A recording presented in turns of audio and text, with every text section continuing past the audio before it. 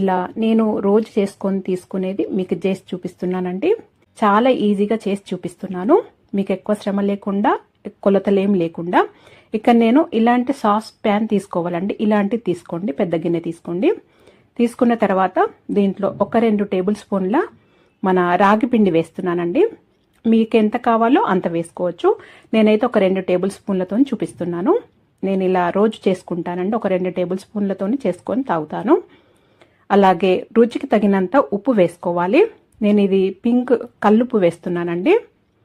వేసుకొని తగినన్ని నీళ్లు వేసుకోవాలి. దీనికి కొలతలేం లేకుండా ఈ విధంగా చూసుకుంటే కరెక్ట్గా వస్తుందండి. చూడండి, ఇలా వేసుకొని ఉండలు లేకుండా మంచిగా కలుపుకోవాలి. పిండి అంతా మంచిగా నీళ్ళల్లో కలిసిపోవాలి.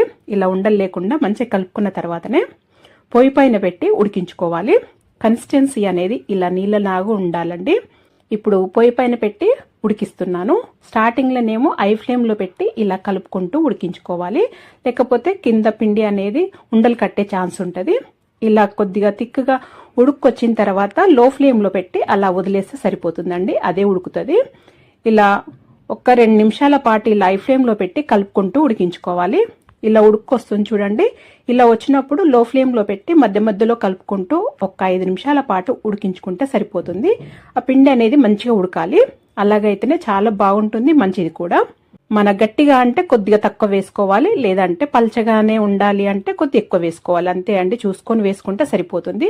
ముందుగాల పిండి వేసుకొని నీళ్లు కలుపుకోవటం వల్ల ఇలా ఉండలు లేకుండా చక్కగా ఉడికించుకోవచ్చు.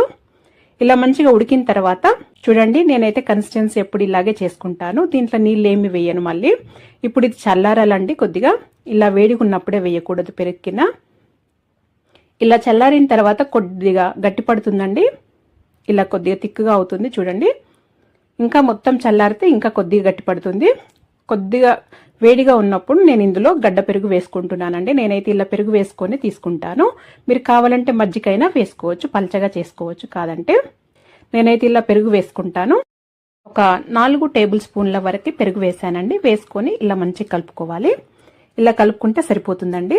కరెక్ట్ కన్సిస్టెన్సీ వస్తుంది. నాకైతే ఇలాగే ఇష్టం అండి. మీరు కావాలంటే మజ్జిగ కూడా వేసుకోవచ్చు. ఇది చూడండి, మన ఛానల్లో ఇది నిమ్మకాయది ఇలా నేను చూపించాను.